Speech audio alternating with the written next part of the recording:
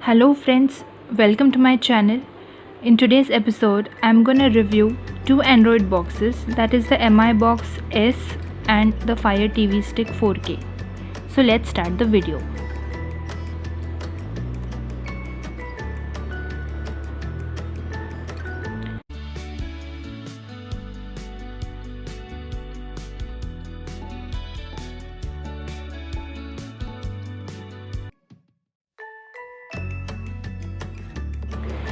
Now talking about the interface, I have connected my MI Box S to HDMI 2.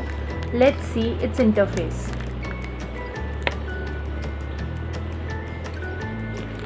This is a regular Android TV.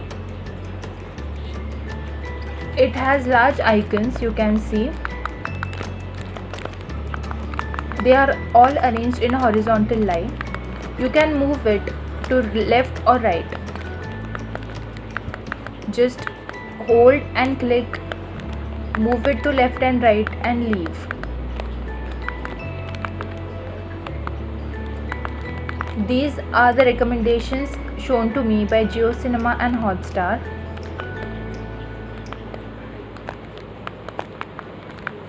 Here you can give the voice command to Google Assistant, or you can type anything you want to search.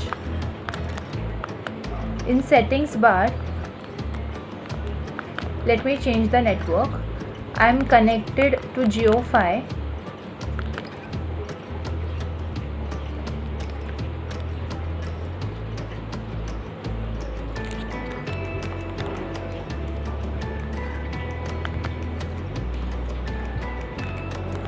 If you have followed my last video, I had told you that do not take this projector for presentation. I recommend this only for movies because I don't know if you can recognize, the corners are not that sharp as compared to the central area of this screen. So this is actually noticed during a presentation, but for movie it's okay, you can watch it.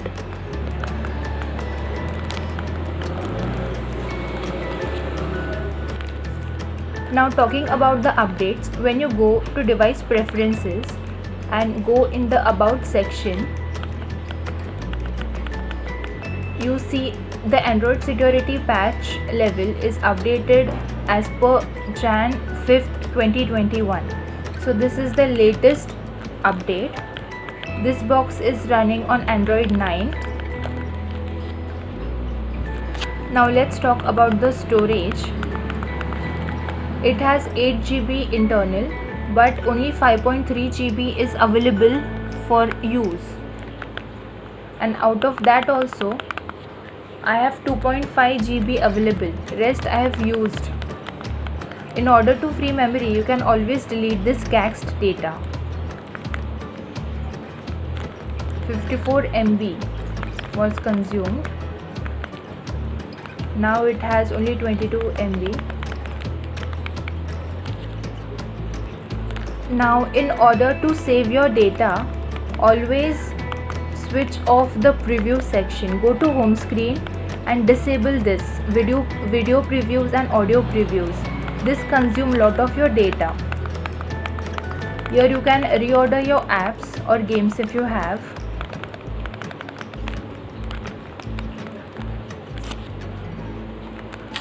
Now going to screensaver option, you see you have the option of screensaver, like do you want it to sleep, or you want a backdrop, or you want only colors, and when to start. I have set it to after 5 minutes of inactivity, and I have set it to never put the device to sleep.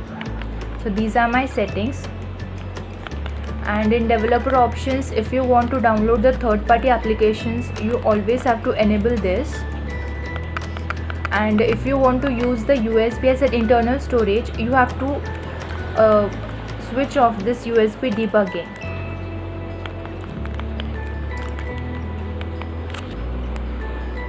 For screen mirroring, you have to go to Chromecast built-in.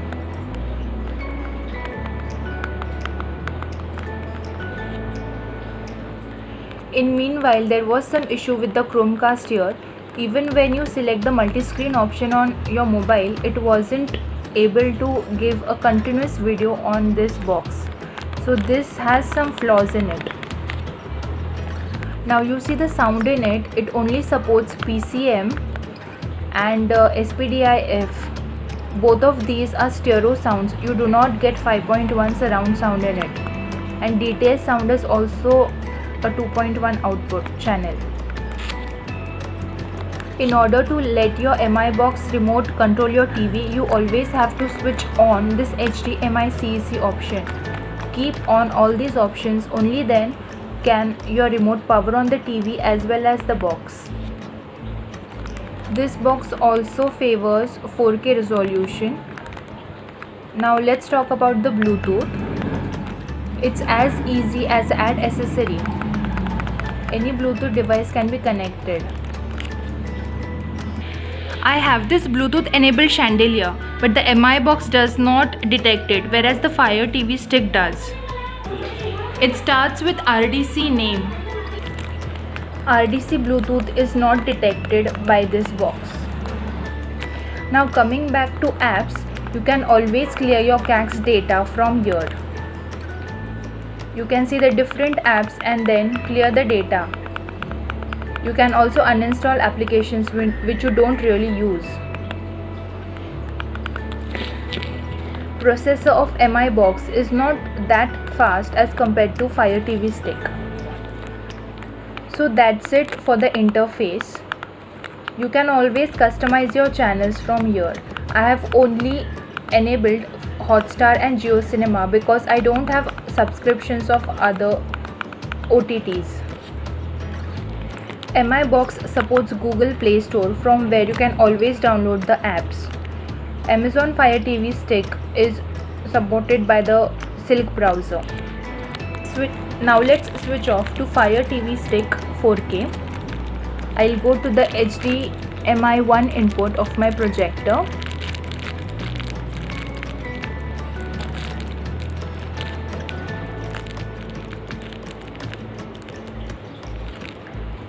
So this is my Fire TV stick. This is the new interface. It has recently launched in India. What we have here is the main screen, which features 4 to 5 icons, and then we have a profile page, which is, I think, is a copy of Netflix. This wasn't a feature first provided by Prime Videos. Now you can add 2 or more profiles as per the members who are watching this video. Then you have this home page, in which you have recommendations of from your subscriptions, sponsored movies, then recently used apps. This icon size is much larger as compared to this icon size. It is quite small. I don't really like this small sized icon because on a large screen it doesn't matter, but when it comes to a small screen TV, the size issue is a big thing. Coming to the next option, Find. Here you have the voice search button, which initially was on the upper right hand side corner, and you have the different genres. Then something new is the live TV, which they have added. In the guide section, you can see different news channels, the timings displayed. This interface is similar to that of JioTV. Coming back to the Find screen, to the live screen, you have different featured live TV apps. Then you have the news, and you can also control the channels. Now coming back to the main horizontal line, you have the different OTTs which you have installed, and this is the main application icon where you can organize your applications. Here you can move your icons up and down. Just hold it and move it to the up, down, left and right, and leave it wherever you want. So this is a good feature as compared to the Mi box. And you also have a app library here when you can search different applications which are installed and not installed and recommended and everything. Now coming back to the next icon, that is the settings. It is similar to the previous version in which you have the notifications, account and profile settings, network. In display and audio, you see the screensaver settings is something new, like current, what is your screensaver, then which slide style do you want, then the speed, then the start time and the date and clock. So this is a good feature which I liked. And also let's talk about the different settings which Fire TV has updated. Here you have mirroring, and you should always keep on this HDMI CEC device control so that your remote can control TV as well as the stick. Now coming back to the audio, you see it has surround sound, it has PCM, it has Dolby Digital and Dolby Digital Plus. So as the output device you have, you can always select whichever you want. PCM is a stereo effect output. See, it always falls back to the home page. I always have to go to the settings icon. Talking about the display, video resolution, I have kept it to automatic. It always falls back.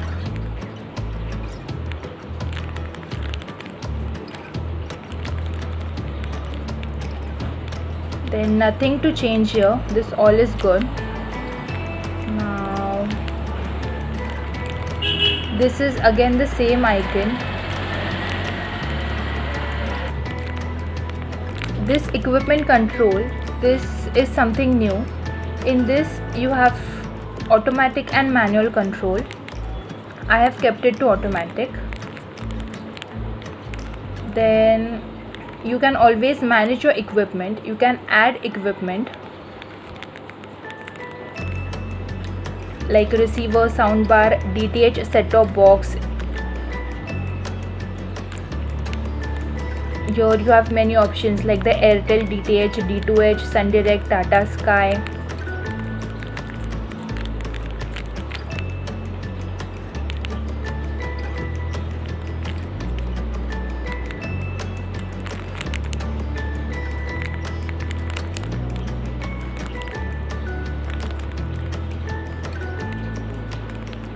Other than that, you can add your game console, PlayStation, Xbox, media player, Apple TV, Roku, DVD player, Blu-ray, DVR, TiVo. So many options. And in TV, you can always you can change the volume increment, infrared options, power controls, input switching, change TV. Now this change TV is an option wherein you use a different TV set. Here my current TV is of higher 4K TV, but if you are using it to some LG or Samsung TV also, you can change it from here. And the guide setup will take 5 to 10 minutes just in case you want to change it. Fire TV I have selected to component. Then in advanced setting you have the power, timing, the home button. Always keep this to IR and HDMI CEC so that any remote can be used. So this is about the equipment control. In live TV I have these 6 channels, but I don't really use them because it's a very general news channel, nothing new. Parental controls, synchronized sources.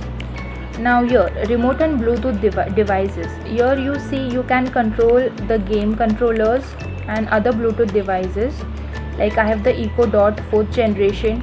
Then this is the RDC Bluetooth which I was talking about. The Chandelier, which is the Bluetooth enabled speaker. in my Petron base buds, which I use actually. So this supports a larger Bluetooth device section.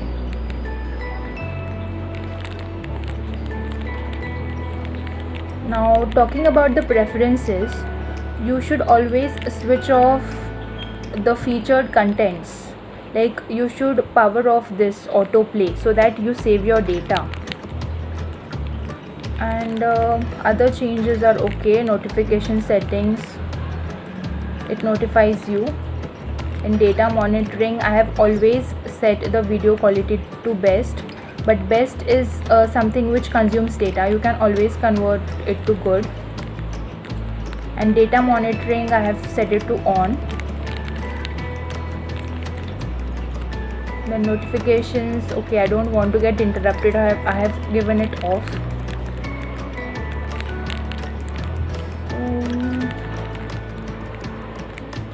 And here you have the developer options where you can always keep it on in case you want to download the third-party applications.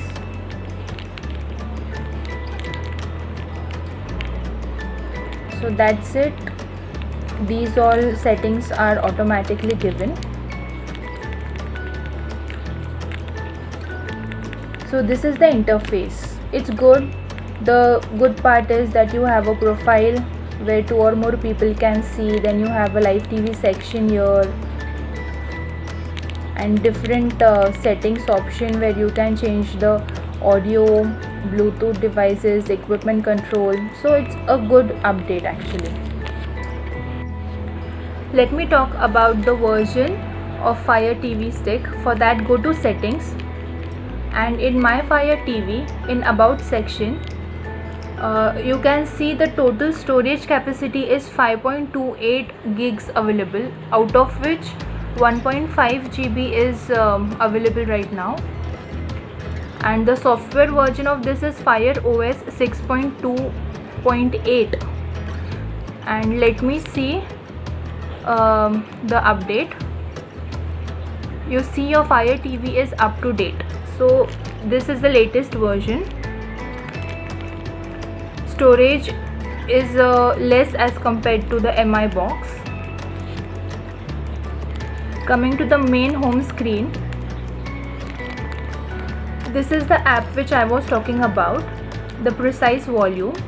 In this you can adjust the volume of your Bluetooth speakers, media volume, notification volume, alarm volume, all these three can be edited.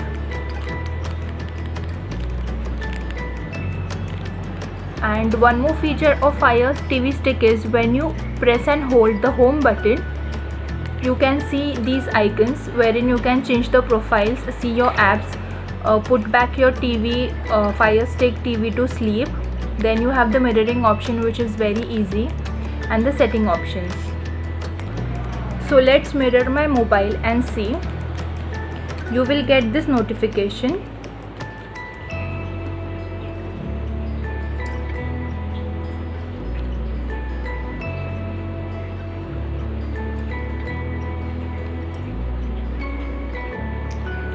And see, the Fire TV Stick is detecting my mobile.